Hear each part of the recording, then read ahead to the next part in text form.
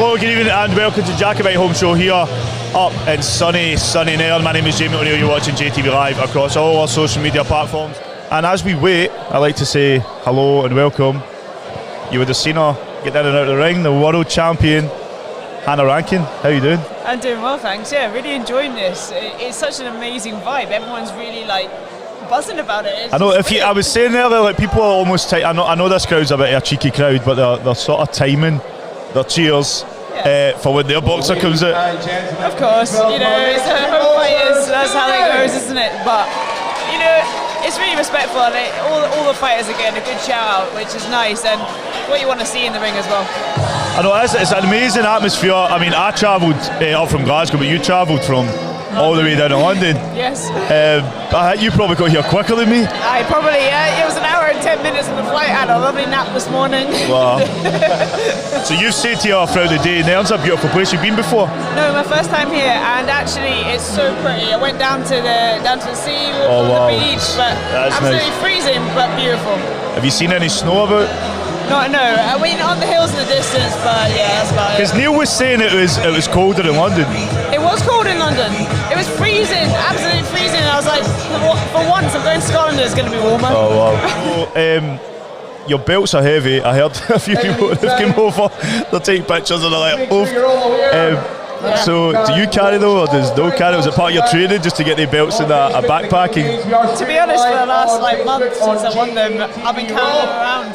Oh, Greg is giving us a shout out. I thought his mic did so. Individual bouts later in the week. Fancy Jamie Alexander Neil coming up from Glasgow. Who's joined with world champion Rankin. Do you ever get tired of hearing that? Pardon? Do you ever get tired of hearing world champion? No. Absolutely not, but I do get tired of carrying the cases. Oh, wow. They're really, really heavy, but sometimes I get Nolan to help me out. I was like, you can take one of these. So I had a brief chat with Noel. I hope to grab him as well at some point. We were saying your training camp's you're aiming to start after the new year. Yeah, so I'm doing sort of pre-camp just now, getting some data from my performance coach, Andrew Usher.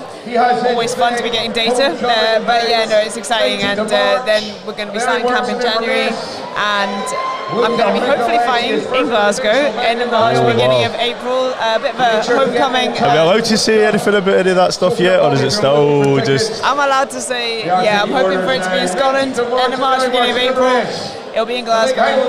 So that'll be very close to me, hopefully, because I stay in the city centre. Maybe I'll just walk there. Yeah, no, exactly. And that's what I want. I want it to be a whole card of Scottish talent, so I'll headline to defend the titles, but I was like, I really want it to be Scottish boxing on the card and a big night, so fingers crossed. And the thing is, depending. Yeah, the thing is when you box is I don't need to take any equipment, I just need to turn up as a fan and enjoy it. Exactly. I don't need to, everything's already taken care of. I said earlier that you don't always get female bouts on, especially after lockdown. I've not seen that many. There's a few cancellations. Is that something that bothers you? But just because I do feel like it needs more of a push. But I'm speaking to the Scottish female world champion, so it's like, how can I argue that it's not kicked off and there isn't an opportunity? It absolutely is starting to now. I think, ironically, the pandemic was probably one of the best things that could happen for women's boxing. We had a captive audience at home to watch the women's fights on the matchroom cards, and there was not a dull fight amongst them. All of the women's fights were super exciting, and it kind of introduced the British public to how exciting women's boxing can be. I think we've had a really rapid increase in interest in it now, so it's great to see young fighters like this coming in, because that's one of my main goals. Is I want to inspire more girls to get into the sport, because it's a fantastic sport, and no matter what sort of level you want to get to, it's just a great sport to be involved in, so it's really good to see this tonight. I would like to have seen a few more girls fighting, but it is difficult as well because there's not as many of us, so if one pulls out you can't just go and find another one. It happened tonight with Sophie, who's in the corner, Darcy in the blue corner. She was hoping to box tonight. The referee just stopped the bout just to fix Alicia in the red corner's head guard. Do you think boxing takes into consideration things like that when there's young females and they've got obviously more hair than the average male, and they're wearing head guards and things like that. Do you think that puts people off, or do you think? I think it's. How would you get around that? I don't like. I think these things don't need to be explored. Yeah, no, there's things that obviously that apply only to the girls.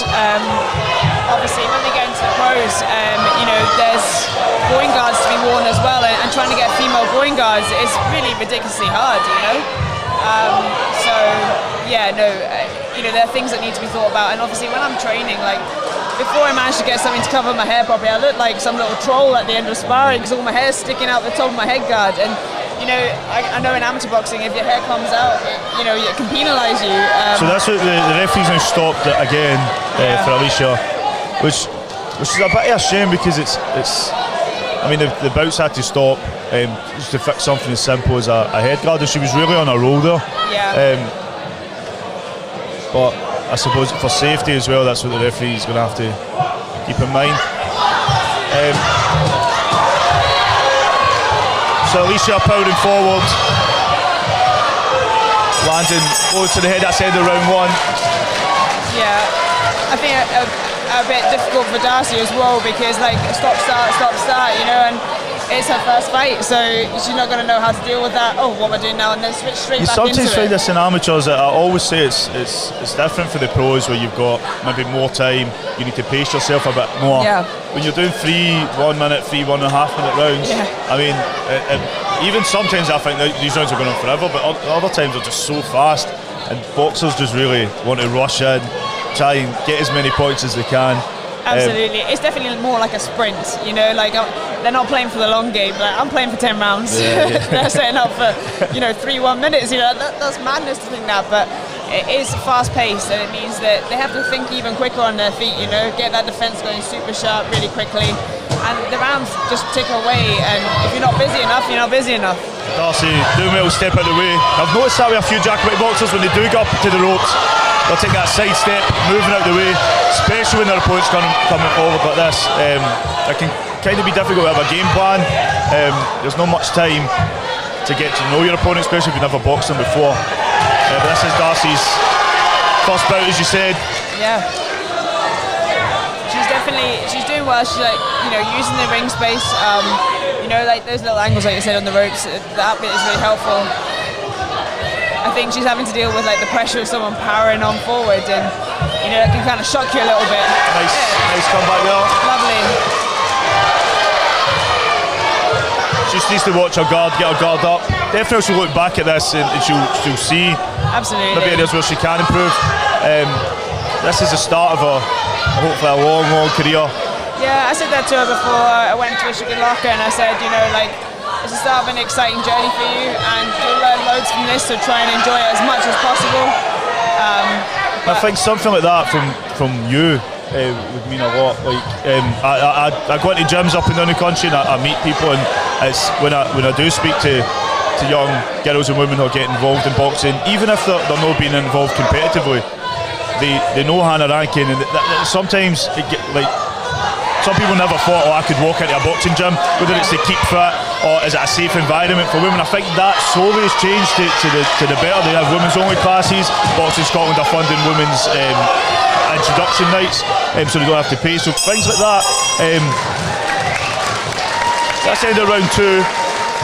Absolutely, and that's something that I'm really keen to do. I'm keen to let people know it's a sport that's accessible for everyone, especially girls and women. When I first started boxing, I was doing it for fitness in London, and I was out late at night a lot doing the concerts for the music that I was doing, and I was just not feeling that safe walking around, and I started boxing, and it kind of imbued me with a sense of confidence in myself, and I was getting less sort of people approaching me. Don't help anyone that tries to cross you. I wouldn't do it now. But no, I think that it's a great confidence builder, and it's just an exciting sport to be involved in, and you can learn so much from it. And that's even with young people, and I say this, everybody knows I'm from Drumchapel. It's known as a deprived area, but boxing gyms have helped discipline young people, keep them focused, even help with things like sleep and breathing, because they go home tired, they're sleeping well, they're getting up early, they're doing better in school. These small things, you find the discipline. So we got in the final round here at the Jacobite Boxing Home Show and the Nairn Community and Arts Centre. We got Alicia Mackay from Caithness in the red, boxing Darcy Woodman in her debut from Jacobite in the blue. I'm joined at ringside, world champion Hannah Rankin. This is an exciting fight and a good first fight for Darcy. She's going to learn a lot from this. Yeah, I think as well, like,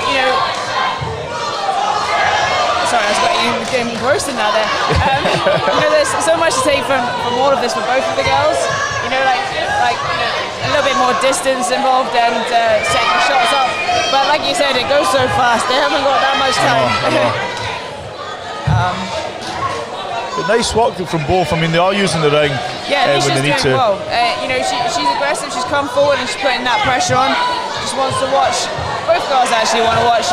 When they finish combination, where they put their head afterwards, they get that defensive movement in to get themselves out of the way, because they do some good work, and then dink, there's a shot comes back, and it's always a shot that the judges see. Also, I should probably add, I can imagine what they're feeling like, the adrenaline, the first time fighting and everything in front of a big crowd. It takes a lot out of you. I know sometimes when you watch, because it is so fast-paced, by the time they get to the end of the third round, I mean, it's so different from the pros, because you said you need to pace yourself for so much longer. Yeah. But the adrenaline works in a different way, so when the adrenaline starts to come down, sometimes in the later rounds, even if it's halfway through the second and the third, you see a slower in pace and more nicer boxing. But it's a lot of clean shots I've seen from both boxers. Yeah. It does mean a lot when you go to someone else's home show and win, so I understand where Alicia's coming from. She wants to win someone else's home show, but Darcy will be wanting this one in front of the home crowd, a lively home crowd. But fantastic to see both from. Great work from both boxers there, really, really good. And it's great to see that on show in women's boxing. And they'll both learn loads from this, and hopefully they'll come forward and carry on following it through. So. And I think all the better that you are here. I mean, I know the club appreciates it, but them as individual boxers, even some of the parents will overtake pictures of your belts. Yeah. I like to be here for shows like this though, because where I am now, it's not an inaccessible place for people to be striving for and working towards, and that's what I want to say to people. If they're gonna get into boxing, you never know where you're gonna end up. I took all the opportunities that came up. I'm a bit crazy. I went for it, changed my career. So So I'm going to pass back to Gregory Houston for the official announcement in the ring. Thank you so much to Hannah Rankin.